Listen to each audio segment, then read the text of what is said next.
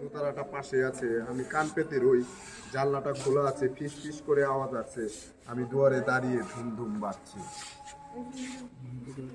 অসাধারণ। অবশ্যই ভাই একটা গান লিখছি, আপনার দেখে অনেক ভালো লাগছে আমার। ঠিক আছে, সত্যি আপনি মানে এমন মনের একটা মানুষ যে আপনাকে পাবো, এটা মনে অনেক ধারণার ভাই। এ আপু